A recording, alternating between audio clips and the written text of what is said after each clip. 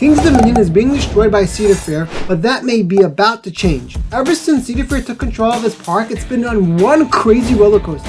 There were ups and downs, but it's all about to change forever. This is a story of how Cedar Fair built and destroyed King's Dominion. To most of us, King's Dominion is known as a Cedar Fair park that's kinda right in the middle.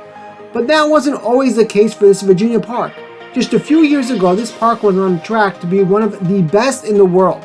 But somehow, over the last decade, everything changed. Cedar Fair bought the park in 2006 and built it up to the world-class park it is today. But then they decided to destroy it. Why would Cedar Fair do that? Why would Cedar Fair give up on a park they could have one day become the best in the country or even the world? To understand why Cedar Fair destroyed King's Dominion, we first need to understand how they destroyed King's Dominion. To be honest, destroyed is kinda a rough word to use. It's more like Cedar Fair ignored King's Dominion. In 2006, Cedar Fair purchased the 5 Paramount parks: Kings Island, Kings Dominion, Carowinds, California's Great America, and Canada's Wonderland. The chain started investing right away in 4 of the 5 parks, all but California's Great America, which was the smallest of the 5. The first coaster to open was Behemoth at Canada's Wonderland, a B&M hyper coaster followed by Kings Dominion's B&M Florida's Dominator just a few weeks later. The following year, 2009, would bring another 2 coasters to these parks. The first was Flying Cobras at Carowinds, and the other was Diamondback, another B&M hyper that opened at Kings Island. Then came 2010. Kings Dominion opened Intimidator 305, the world-class Intamin Giga Coaster, while Carowinds opened a B&M hyper named Intimidator.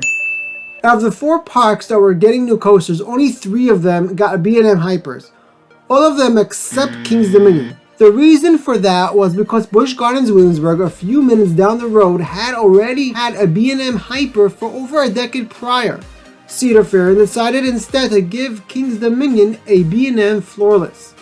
Then there was Kings Dominion's Giga Coaster, and in hindsight, this was probably one of Cedar Fair's biggest mistakes ever. All 3 of the parks that got B&M hypers eventually opened Giga Coasters from B&M. Both the hypers and the Gigas were extremely successful for Kings Island, Carowinds, and Canada's Wonderland, and those 3 parks are now in the top tier of Cedar Fair parks. Kings Dominion, however, never got a B&M Giga, and that was because they already had a Giga, Intimidator 305. Though Intimidator 305 is known by coaster enthusiasts as one of the best roller coasters in the world, the general public didn't feel the same. The coaster was so intense that the park had Intamin come in and retract some of it for the following reason. So, though this may be a coaster loved by roller coasters enthusiasts, I-305 did not yield the result Cedar Fair wanted. It kind of failed. Out of all the 5 former Paramount parks, Kings Dominion got the most amount of money poured into it initially. They got 2 new coasters from the chain in a short period, and both were crazy high-priced coasters. They were on track to become one of the few best parks in the world, and dare I say they could have been better than what Kings Island is today. After getting a coaster every 2 years from 2006 to 2010, Kings Dominion didn't get anything new until 2018. An 8-year gap between coasters is never a good thing for a park, and the coaster they got was only $10 million. Compare that to the B&M they got in 2008 and I-305, the $25 million Intamin Giga they got in 2010. Don't get me wrong, Twisted Timbers was a great addition, but you'd think they wouldn't have to wait so long for such a low-priced ride. So what in the world happened to this park? A B&M floorless followed by a B&M Giga and nothing for the next 8 years after that? Not only did they not get a new roller coaster for such a long time, but they also removed 2 roller coasters during those years.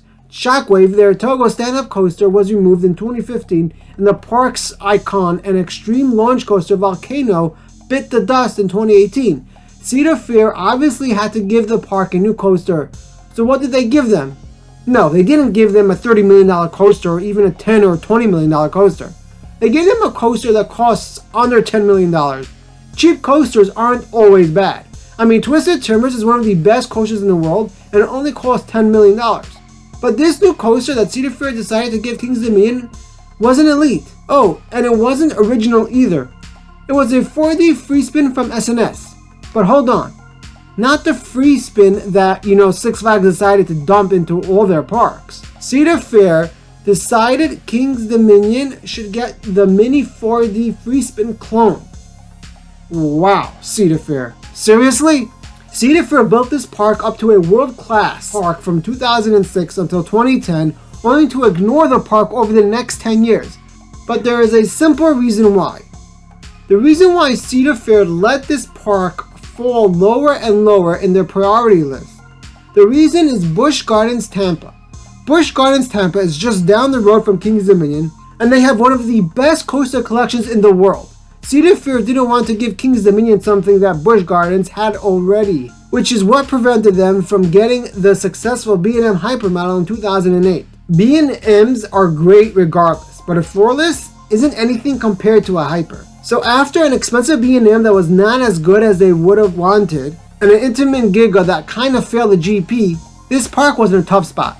Busch Gardens had just opened Griffin, a B&M dive, and a family coaster 2 years later. Cedar Fair decided to take a breath from investing in Kings Dominion and recoup the money they lost on I-305. Slowly but surely, Busch Gardens started filling up their park with a family launch coaster, a premier ride Skyrocket 2, and a wooden coaster from GCI.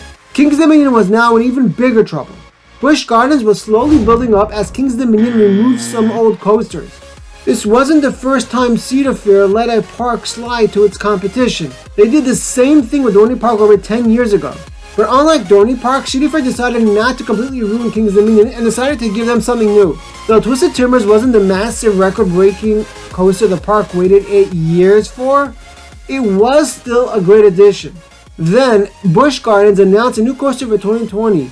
Cedar Fair decided to give Kings Dominion an even cheaper addition, a mini 4D Feastman for 2021, though both ended up getting delayed to 2022. Over the last few years, Busch Gardens has had the upper hand. Kings Dominion added a new coaster only after Busch Gardens. Both with Twisted Timbers and with Tumblr, Kings Dominion's coaster quality has been declining, but this may not be over. Cedar Fair built and destroyed Kings Dominion, but they may be about to rebuild it again. That's why I'm releasing my predictions for the future of Kings Dominion and the truth about Volcano's replacement. The video comes out a few days after this one and will be on the screen once it's out.